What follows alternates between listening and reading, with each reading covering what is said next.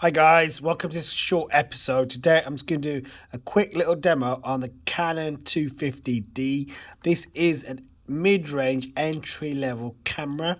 So if you're using one of these, I'm just going to do a quick little overview of this camera. You obviously got your hot shoe, your standard 18 to 55mm lens, which comes with the camera. You've got your LCD screen, which pops out and pivots like so. Okay, so you can pivot it up and down like this, depending on whether you're doing high angle or low angle shots. So this is a 250D, and if you're using this for college or school, this is a perfect camera to capture some interesting shots and be able to look at it via LCD screen, which you're probably used to at college or school or even uni. I wouldn't say this is for university students. I would say it's mainly for school and college students. So it's a perfect camera for an entry level into the DSLR range. I know DSLRs are coming towards their shelf life, but this is an okay camera to use. It uses your normal lithium batteries. So, you pull it out and your battery comes out like this, slots back in, and your SD card goes over here. So you can literally sort of drag and put your SD card into there. So it's got some, to put this camera on, you got your filming mode. So if you're just shooting photographs, you would put it on that. And if you are filming, you would put it on this one over here. Okay, so filming mode gives you some options.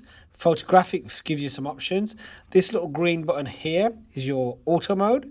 You got your program mode, you've got your shutter mode, aperture mode, manual mode, and scenic mode over here. Okay, this one is your creative filters, so it gives you some filter options. This camera is also, you can also Bluetooth and Wi-Fi images to your smartphone, so you can link it to your smartphone and capture images that way as well.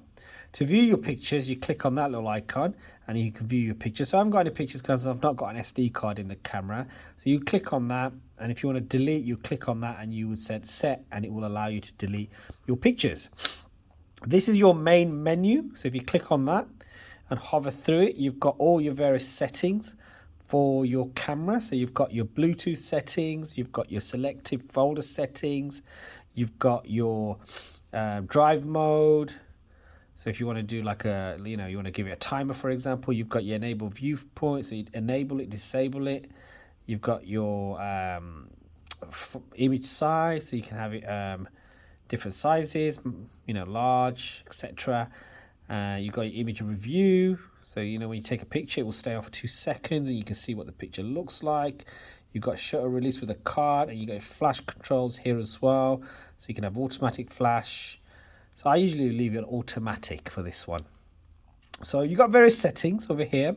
You got image protection, so you can protect your image if you want. There's no pictures there at the moment. You can erase, print pictures to order, and this you will need to set via your Wi-Fi, etc. You got your creative filters. Again, if you want to go back, you can go back. So a lot of features. If you click on this icon here, it will give you a view of what the camera looks like, and you can go to info and click on these little icons, so you can have your flash on and off. You can have your file sizes up and down, medium, small, large, depending on what you're taking.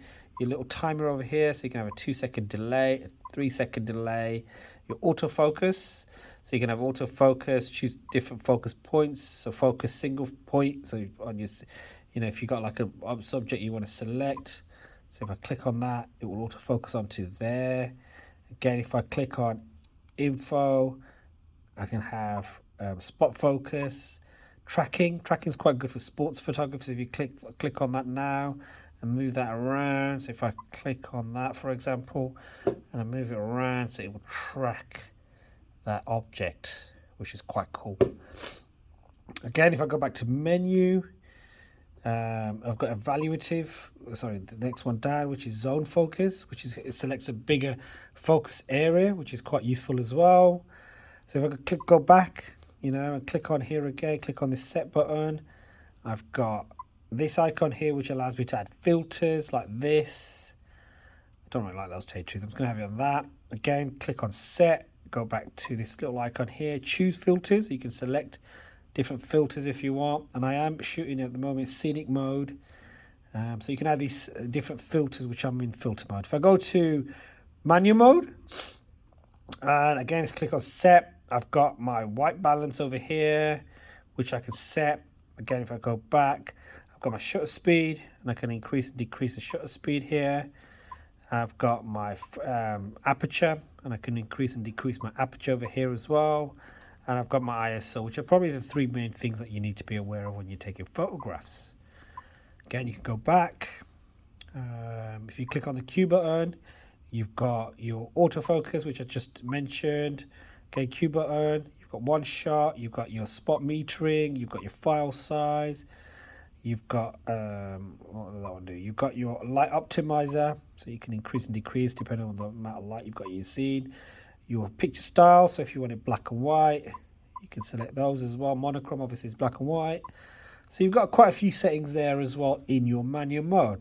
The best way to really sort of navigate this camera really is to click on, I don't really use this to take you on this camera, so you can click on these, click on the Q button, click on the Q button and click on all these different icons and change it like through this menu. I prefer to just click on that and see it via the LCD screen, and then click on set and then view all these icons via this setting.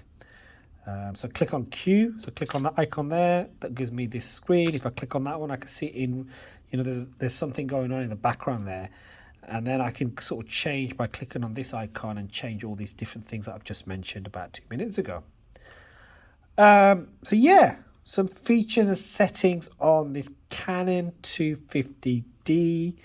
If you've got any questions, please do post. I'm just doing this while I'm sort of doing my normal daily routine. Yep, so nice entry mid-range camera for college students and mainly school students. Check it out. Thanks for watching. Any questions, please do post. And yeah, a little review on the Canon 250D. Thanks for watching, guys. Bye.